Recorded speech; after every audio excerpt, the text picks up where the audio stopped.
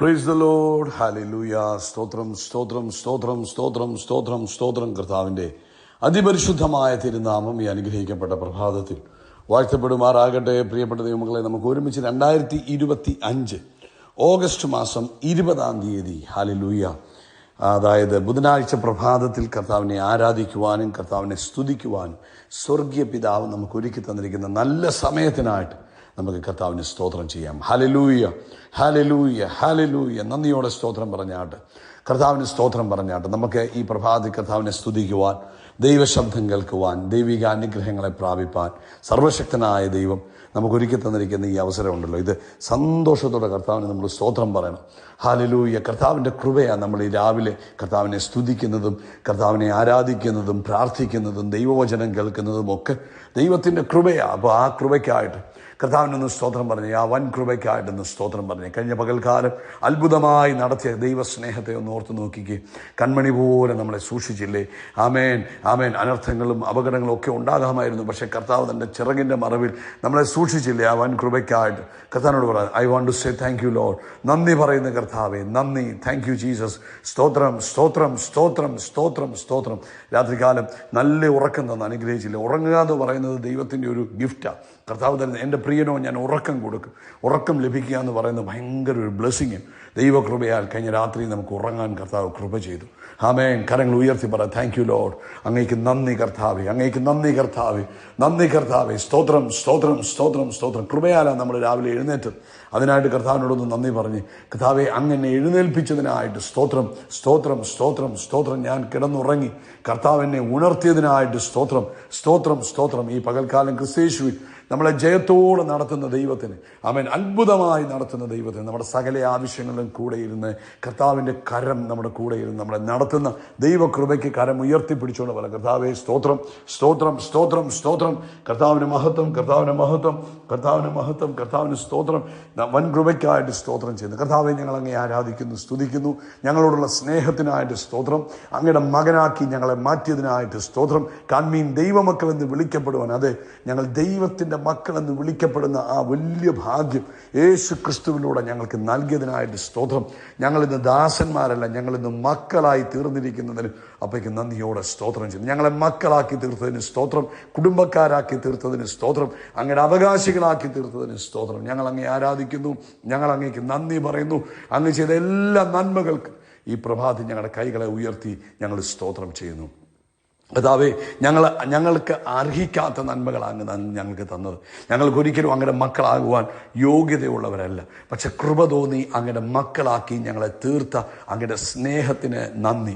ഈ പ്രഭാതത്തിൽ ഞങ്ങൾ അങ്ങേ സ്തുതിക്കുന്നു, സ്തോത്രം ചെയ്യുന്നു. സങ്കീർത്തനക്കാരൻ ഇങ്ങനെയല്ലേ പറയുന്നത്, 7-ാം സങ്കീർത്തനത്തിൻ്റെ 17-ാമത്തെ വാക്യം, ഞാൻ യഹോവയായ കർത്താവിനെ നീതിക്ക് തക്കവണ്ണം സ്തുതിക്കും, അത്യുന്നതനായ യഹോവയുടെ നാമത്തിന് ഞാൻ സ്തോത്രം പാടും. ഈ പ്രഭാതത്തിൽ ഒന്നുകൂടെ കൈകൾ ഉയർത്തി സ്തോത്രം പറഞ്ഞ് സ്തോത്രം സ്തോത്രം സ്തോത്രം നമുക്ക് ഒരുമിച്ച് പ്രാർത്ഥിക്കാം. പിതാവേ, യേശു ക്രിസ്തുവിൻ്റെ നാമത്തിൽ ഞങ്ങൾ ഈ പ്രഭാതത്തിൽ അങ്ങേക്ക് സ്തോത്രം ചെയ്യുന്നു. അപ്പോൾ ഈ പ്രഭാതത്തിൽ ഈ ശബ്ദം കേൾക്കുന്ന എല്ലാവർക്കും വേണ്ടി പ്രാർത്ഥിക്കുന്നു. പരിശുദ്ധാത്മാവേ, അങ്ങ് ഇടപെടുന്നതിനായിട്ട് നന്ദി. ഓരോരുത്തരുടെ ആവശ്യങ്ങളിലും അങ്ങയുടെ കൃപയാവരിക്കട്ടെ. എല്ലാവരും കർത്താവെ, ഇന്ന് ഈ ശബ്ദം ആരൊക്കെ കേൾക്കുന്നു? കൊച്ചു കുഞ്ഞുങ്ങൾ കേൾക്കുന്നവരുണ്ടാകും. ഒരുപക്ഷെ കർത്താവെ, ഉദരത്തിൽ കിടക്കുന്ന കുഞ്ഞുങ്ങളായിരിക്കാം കേൾക്കുന്നത്. വളരെ പ്രായമുള്ളവർ കേൾക്കുന്നുണ്ടാകാം. അവരെല്ലാം യേശു ക്രിസ്തുവിൻ്റെ നാമത്തിൽ ഇപ്പോൾ അനുഗ്രഹിക്കുന്നു. അവർ പരിശുദ്ധാത്മാവിനാൽ നിറയട്ടെ. ദൈവശക്തി അവരുടെ മേൽ വ്യാപരിക്കട്ടെ.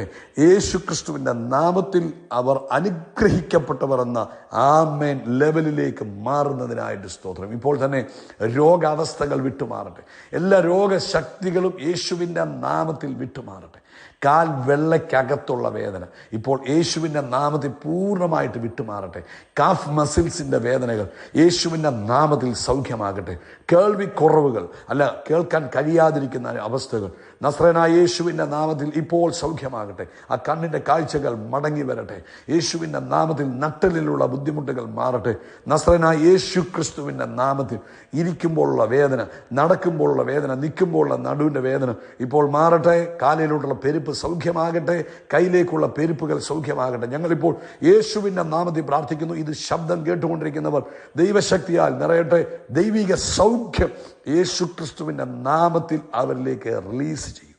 പൂർണ്ണ സ്വസ്ഥതയുണ്ടാകട്ടെ. കർത്താവേ, ഇന്നിവർ പ്രാർത്ഥിച്ചുകൊണ്ടിരിക്കുന്ന വിഷയത്തിൽ, ഈ ബുധനാഴ്ച ഈ പ്രഭാതത്തിൽ പ്രാർത്ഥിച്ചുകൊണ്ടിരിക്കുന്ന വിഷയത്തിൽ യേശുവിൻ്റെ നാമത്തിൽ ഒരു അത്ഭുതം നടക്കട്ടെ, മിറക്കിൾ സംഭവിക്കട്ടെ. യേശു ക്രിസ്തുവിൻ്റെ നാമത്തിൽ അവൻ ലാസർ ഉയർത്തെഴുന്നേറ്റതുപോലൊരു മിറക്കിൾ തൻ്റെ കുഞ്ഞുങ്ങളുടെ ജീവിത വിഷയത്തിൽ സംഭവിക്കുന്നതിനായിട്ട് സ്തോത്രം. അതുപോലെ ഇന്ന് വൈകിട്ടത്തെ മീറ്റിങ്ങിനായിട്ട് ഞങ്ങൾ പ്രാർത്ഥിക്കുന്നു. അസാധാരണമായ ആത്മീക അനുഭവങ്ങളെ ഇന്നത്തെ വൈകിട്ടത്തെ മീറ്റിംഗിൽ ഞങ്ങൾക്ക് നൽകുന്നതിന് നന്ദി. വലിയ ദൈവകൃപ ഇന്നത്തെ മീറ്റിംഗിൽ വ്യാപരിക്കുന്നതിന് സ്തോത്രം. ആത്മാവിൻ്റെ പകർച്ചയുണ്ടാകുന്നതിന് സ്തോത്രം. കർത്താവ് വലിയ കാര്യങ്ങൾ ഇന്ന് ചെയ്യുന്നതിന് നന്ദി പറയുന്നു, യേശു ക്രിസ്തുവിൻ നാമത്തിൽ തന്നെ. ആമേൻ, ആമേൻ, ആമേൻ. കർത്താവ് നിങ്ങളെ അനുഗ്രഹിക്കട്ടെ. കർത്താവിൻ്റെ കൃപ നിങ്ങളുടെ കൂടെ ഇരിക്കട്ടെ. പ്രിയപ്പെട്ടവരെ, ഇന്ന് വൈകിട്ട് ഇന്ത്യൻ സമയം 9:30 നമുക്കൊരു സ്പെഷ്യൽ മീറ്റിംഗ് ഉണ്ട്. ഈ മീറ്റിംഗിൽ നമ്മൾ ഇന്ന് സ്പെഷ്യലി രോഗികൾക്ക് വേണ്ടിയൊക്കെ പ്രാർത്ഥിക്കുവാൻ ആഗ്രഹിക്കുന്നു. അതുകൊണ്ട് നിശ്ചയമായിട്ടും രോഗത്താൽ ഭാരപ്പെടുന്നവരെയൊക്കെ നിങ്ങൾ വിളിക്കണം. എന്നിട്ട് അവരോട് പറയണം, ഇന്നത്തെ മീറ്റിങ്ങിൽ നിങ്ങൾ പങ്കെടുക്കണം. അതൊരു പ്രത്യേക രോഗസൗഖ്യത്തിന് വേണ്ടിയുള്ള പ്രാർത്ഥനയുണ്ടാകും. നിശ്ചയമായിട്ടും പങ്കെടുക്കുന്നവരുടെ മേൽ ദൈവിക വിടുതലുകൾ ഉണ്ടാകും. അതുകൊണ്ട് നിങ്ങൾ എന്ത് ചെയ്യണം, ഇന്ന് പകൽ അവരെ എൻകറേജ് ചെയ്യണം. ഇന്നൊന്ന് കയറി ജോയിൻ ചെയ്യും. സുവാർത്ത എന്ന് നിങ്ങൾ യൂട്യൂബിൽ ടൈപ്പ് ചെയ്യുമ്പോൾ നിങ്ങൾക്ക് ആ ഇന്ത്യൻ സമയം 9:30 ആകുമ്പോൾ അതിൻ്റെ ലൈവ് ലഭിക്കും.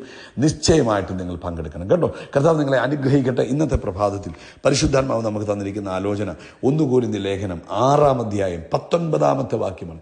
ദൈവത്തിൻ്റെ ദാനമായി നിങ്ങളിലിരിക്കുന്ന പരിശുദ്ധാത്മാവിൻ്റെ മന്ദിരമാകുന്നു നിങ്ങളുടെ ശരീരമെന്നും നിങ്ങളെ വിലയ്ക്ക് വാങ്ങിയിരിക്കാൻ നിങ്ങൾ താന്താങ്ങൾക്കുള്ളവരല്ല എന്നും അറിയുന്നില്ലയോ.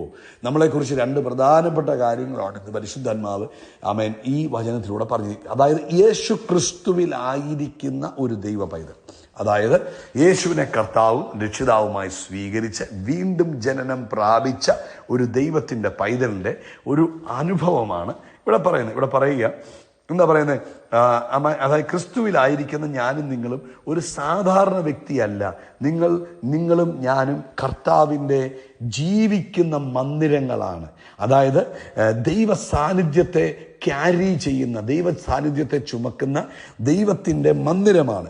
ഓൾഡ് ടെസ്റ്റ്മെന്റിൽ, പഴയ നിയമകാലത്ത് ദൈവത്തിൻ്റെ സാന്നിധ്യം കൂടാരങ്ങളിൽ അല്ലെങ്കിൽ ശലോമോന്റെ ആലയത്തിനകത്ത് ഒക്കെയായിരുന്നു വസിച്ചിരുന്നത്. എന്നാൽ യേശു ക്രിസ്തുവിലായതോടുകൂടെ നമ്മൾ എന്തായി? ദൈവത്തിൻ്റെ മന്ദിരമായി മാറി, ദൈവത്തിൻ്റെ ഭവനമായി മാറി. അതായത് നമ്മളെല്ലാവരും എന്തായി മാറി? ദൈവത്തിൻ്റെ സാന്നിധ്യത്തെ ചുമക്കുന്നവരായി തീർന്നു. എന്ന് വെച്ചാൽ എവിടെ നമ്മൾ പോകുന്നു അവിടെയാണ് ദൈവത്തിൻ്റെ സാന്നിധ്യം ഇന്നുള്ളത്. ഇന്ന് നിങ്ങൾ മാർക്കറ്റ് പ്ലേസിലേക്ക് പോകുമ്പോൾ അവിടെ ദൈവ സാന്നിധ്യം, നിങ്ങൾ ഓഫീസിലേക്ക് പോകുമ്പോൾ അവിടെ ദൈവ സാന്നിധ്യം. അതായത് നിങ്ങൾ ക്യാരി ചെയ്യുന്നത് ദൈവത്തിൻ്റെ സാന്നിധ്യമാണ്. ആ കാര്യം ഉയർത്തി ഉറക്കെ പറയാമോ? ഞാൻ ചുമക്കുന്നത് ദൈവത്തിൻ്റെ സാന്നിധ്യമാണ്. പഴയ നിയമത്തിലെ ആലയങ്ങളെക്കുറിച്ച് നമ്മൾ നോക്കുമ്പോൾ മോശയുടെ ടബർനക്കിളിനെ കുറിച്ച് നമുക്കറിയാം. പുറപ്പാട് പുസ്തകം 40-ാം അധ്യായത്തിലൊക്കെ നമ്മൾ വായിക്കുന്നുണ്ട്. അപ്പോൾ അവിടെ മോശയുടെ ആലയം പൂർത്തീകരിക്കപ്പെട്ടപ്പോൾ ദൈവത്തിൻ്റെ മഹത്വം ആ ആലയത്തിനകത്ത് നിറഞ്ഞു നിന്നു. എന്നാൽ ആ മഹത്വം ഇന്ന് നിറഞ്ഞു നിൽക്കുന്നത് ഒരു ബിൽഡിങ്ങിനകത്തല്ല. ആ മഹത്വം ഇന്ന് മനുഷ്യനിർമ്മിതമായ ഒരു കെട്ടിടത്തിനകത്തല്ല നിറഞ്ഞു നിൽക്കുന്നത്. പിന്നെയോ ഇന്ന് യേശു ക്രിസ്തുവിലായിരിക്കുന്ന ദൈവത്താൽ നിർമ്മിതമായ കെട്ടിടങ്ങളായ എൻ്റെയും നിങ്ങളുടെ ഉള്ളിലാണ് പരിശുദ്ധാത്മാവ് വസിക്കുന്നത്. ഹല്ലേലൂയ.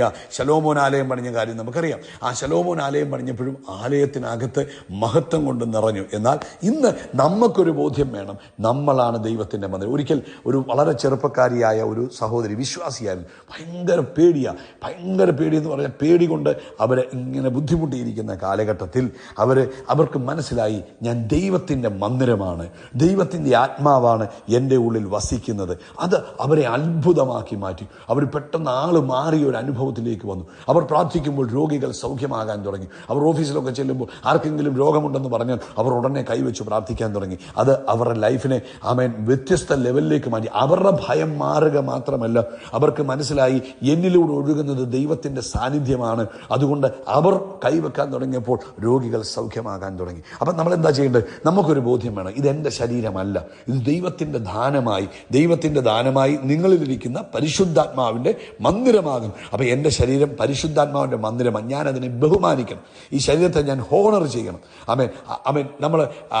നമുക്കൊരു ബോധ്യമാണ് ഇത് കർത്താവ് വസിക്കുന്ന സ്ഥലമാണ്. അതുകൊണ്ട് ഞാൻ എന്ത് ചെയ്യണം? ഈ ശരീരത്തെ വിശുദ്ധമായി സൂക്ഷിക്കണം. എല്ലാ വേണ്ടാത്ത സ്വഭാവങ്ങളും, ഇപ്പം നമ്മൾ മദ്യപിക്കുകയോ പുകവലിക്കുകയോ പാപം ചെയ്യുകയോ ഒക്കെ ചെയ്യുമ്പോൾ അപ്പം നമ്മുടെ ശരീരത്തിന് അത് ദോഷമാണ്.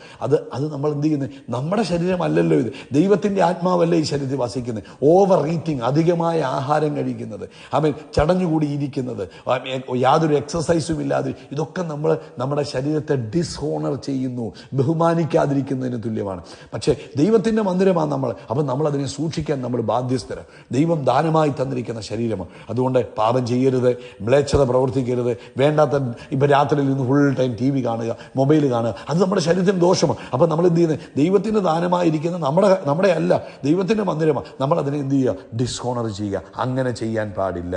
ആമേൻ. നമ്മുടെ മനസ്സിനെ ശുദ്ധമാക്കി വെക്കണം. വേണ്ടാത്ത ചിന്തകളും വേണ്ടാത്ത ആഗ്രഹങ്ങളും ഒന്നും നമ്മുടെ മനസ്സിൽ ഉണ്ടാകാൻ പാടില്ല. നമ്മളങ്ങ് പ്രാക്ടീസ് ചെയ്താൽ മതി, പറഞ്ഞാൽ മതി, ദൈവത്തിൻ്റെ മന്ദിരമാണ്. ആമേൻ. ആ ബോധ്യം, ദൈവ സാന്നിധ്യം എന്നിൽ ഉണ്ടെന്നുള്ള ആ ബോധ്യത്തിൽ വേണം ഓരോ നിമിഷവും നമ്മൾ ജീവിക്കാൻ. ഇടയ്ക്കിടയ്ക്ക് പറയണം, ഞാൻ ദൈവത്തിൻ്റെ മന്ദിരമാണ്, ദൈവത്തിൻ്റെ പരിശുദ്ധാത്മാവ് എൻ്റെ ഉള്ളിൽ വസിക്കുന്നു എന്നുള്ള ആ വലിയ ബോധ്യം വേണം.